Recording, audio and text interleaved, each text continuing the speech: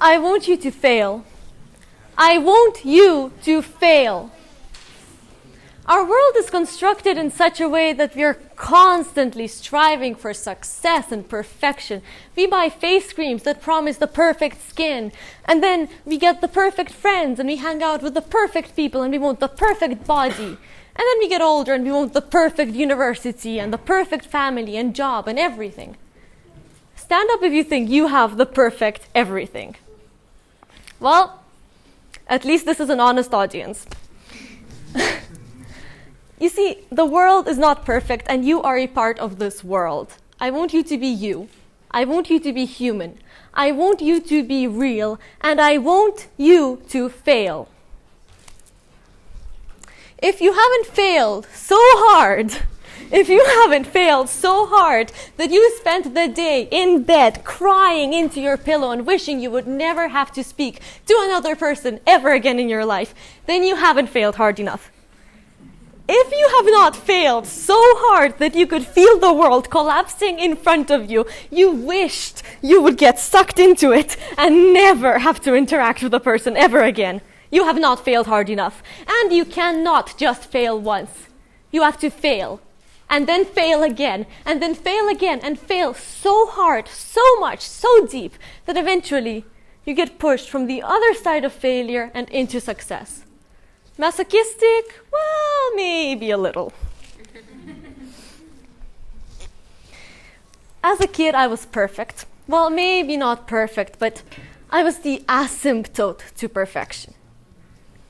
And at the same time, an asymptote to failure.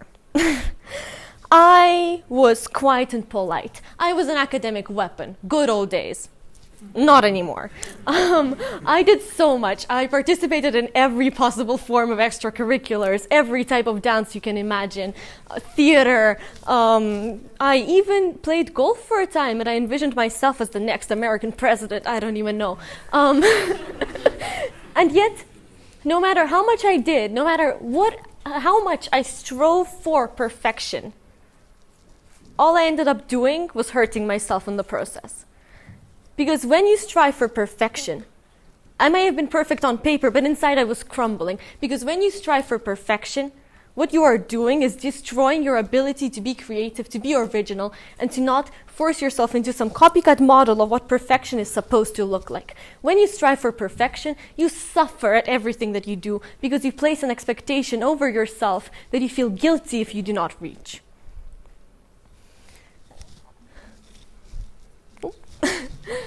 Okay. And what changed with my journey towards failure? What changed is that, well, quite frankly, I failed. And I did not just fail once. I failed at everything. I dropped everything. Eventually, after years of having suffered through doing absolutely everything I could, crushing myself internally, becoming this kid who was painfully shy with no ability to form healthy social relationships, being this person who had, fallen apart into as many pieces as I had torn myself into, eventually I failed and I gave up on everything. And what did I find once I had failed at everything? There's this one glorious thing that all of us, IB and other students, we pray into our pillows at night for this one thing that I found when I started failing. And that one thing was time. And once I had time, I realized how awful of a thing time is. Because what happens when you have time? When you have time, you start to think. And thinking is a terrible thing to do. Why would anyone want to think? When you start to think, you start to realize how much you had failed at. And that was me, 13-year-old, angsty teenager with big dreams and faltering hopes, who had romanticized the world her entire life and now saw it falling apart in front of her.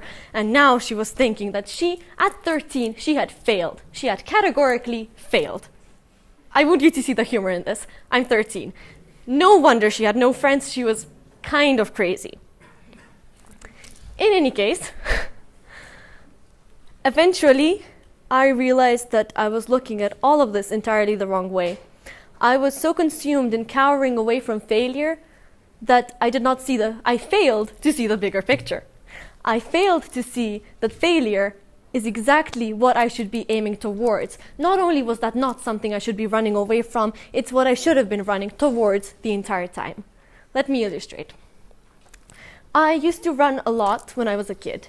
And when you're on a run and you see a checkpoint in front of you, like a traffic light, for example, you tell yourself, this is where I'll stop. This is as far as my limit is, and if I get to that point, I will have succeeded. Once you're 20 meters away from that point, your organs just start to give up. Your organs just start to say, this is my limit, this is where I'm tired, this is where I'll stop, and I'll feel good about myself if I finish that. But if you do not set that expectation on yourself in the first place, if you do not create that imaginary limit within your mind, if you do not set an expectation of perfection and instead are not afraid to run till failure, you cross that checkpoint 10 times over. And that is when you discover your actual potential. Only when you strive towards failure do you actually find your potential. So I want you to fail. I want you to apply to competitions that you know you'll lose.